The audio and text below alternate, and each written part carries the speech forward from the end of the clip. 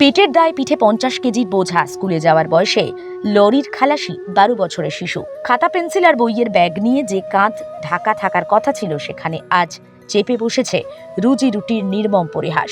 নিজের ওজনের চেয়ে প্রায় 4 গুণ বেশি ওজনের চালের বস্তা পিঠে নিয়ে একের পর এক লরি খালি করে চলেছে 12 বছরের নাবালক।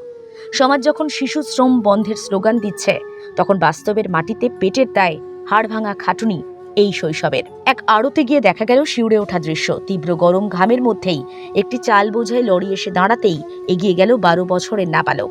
যে বয়সে তার স্কুলে ক্লাস করার কথা, বিকেলে মাঠে খেলতে যাওয়ার কথা, সেই বয়সে সে ব্যস্ত লরি থেকে ভারী ভারী বস্তা নামাতে।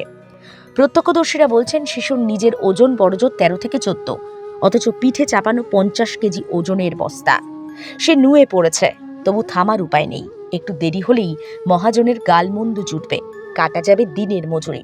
কাছাকাছি কথা বলতে চাইলে সে ভয় পেয়ে যায়। মলিন হেসে বলে, স্কুলে যাওয়ার ইচ্ছে ছিল, ঘরে অসুস্থ মা, ছোট বোন, বাপ ছেড়ে চলে গেছে। আমি কাজ না করলে রাতে উনুন জ্বলবে না। স্থানীয় কিছু ব্যবসায়ী ও পথচারী এই দৃশ্য দেখে ক্ষোভ প্রকাশ করেছেন। আইনত শিশু শ্রম নিষিদ্ধ হলেও আমাদের চোখের সামনে প্রতিনিয়ত এই ঘটনা ঘটছে। এতটুকু বাচ্চার পিঠে 50 কেজির বস্তা তুলে দেওয়া অপরাধ। ওর মেরুদণ্ডটাই তো শেষ হয়ে যাবে। প্রশাসনের পক্ষ থেকে শিশু শ্রম রোধে একাধিক কড়া আইন পুনর্বাসনের কথা বলা হয়েছে, কিন্তু বাস্তবে কি হচ্ছে?